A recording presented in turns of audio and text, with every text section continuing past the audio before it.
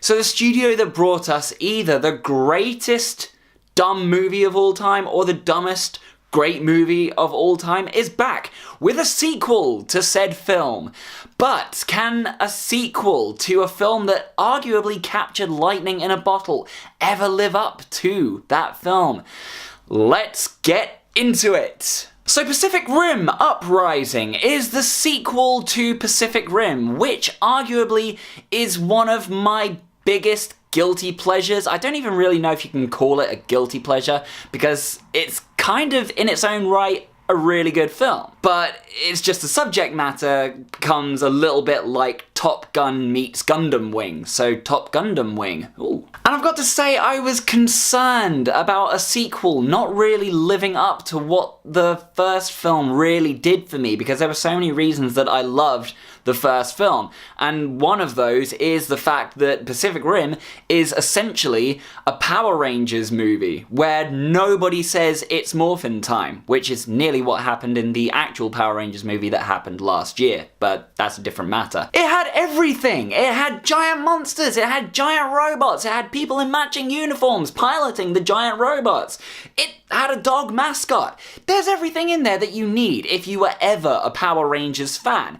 Except it's not Power Rangers. It's directed by Guillermo del Toro, who has this amazing art direction capability as a director, and put some real gravitas and some real soul into Pacific Rim. So you're not just getting a run-of-the-mill action movie with giant monsters and giant robots. There's actually something a little bit more to it than that. So the first thing that I will say about Pacific Rim Uprising is that it makes absolutely no apologies for what it is. To an extent, it is kind of self-aware. It knows very much what the film is and where it's going, and rolls with it. And if you take some certain situations that happen in that film and apply even a little bit of logic to the realms of what the film is, there are some points where you go, well, that could have been done really differently. Like if one of them is reaching out to grab a helicopter that's falling out of the sky, when one of its weapons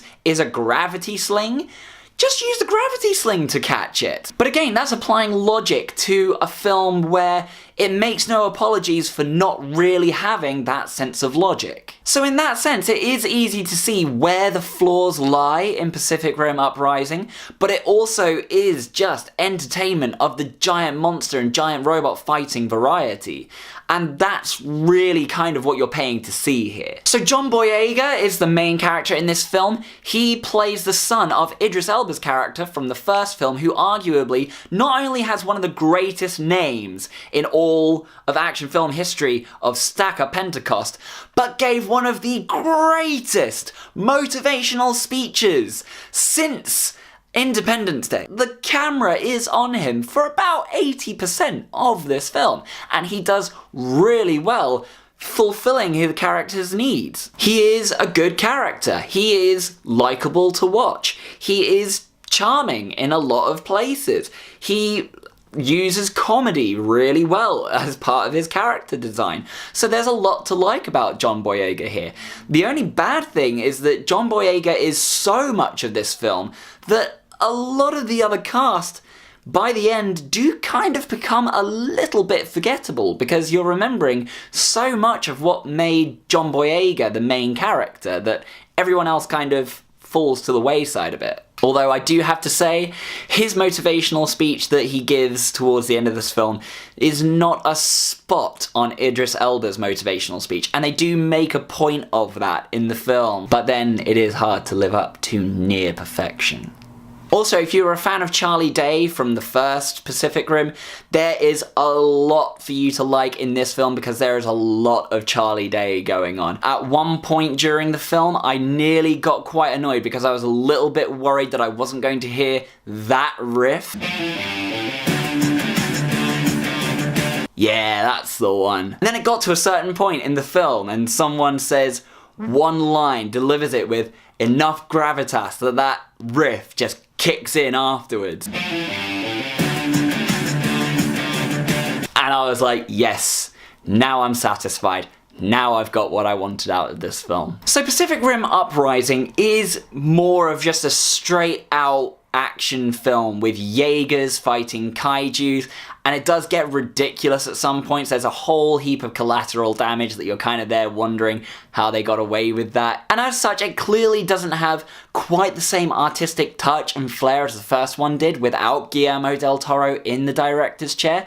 But with him being an executive producer, you can see a lot of the similarities and a few touches where he's come in and given his little bit. So with that in mind, Pacific Rim Uprising gets 3.5 stars from me.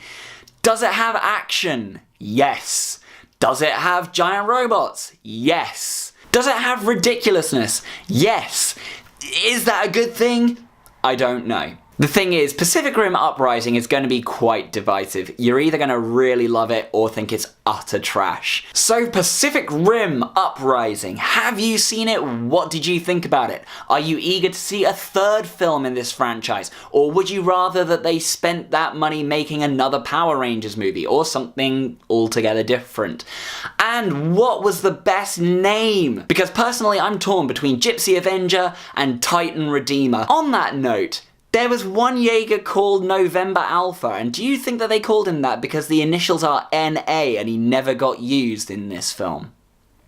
I mean, it's just a thought. All comments are welcome in the comments section below. Let's talk nerdy. As always, if you've enjoyed what you've seen here and you would like to see more, you can click right here to subscribe and see some more fresh, tasty, geeky videos for you. And until that point, we are cancelling the apocalypse.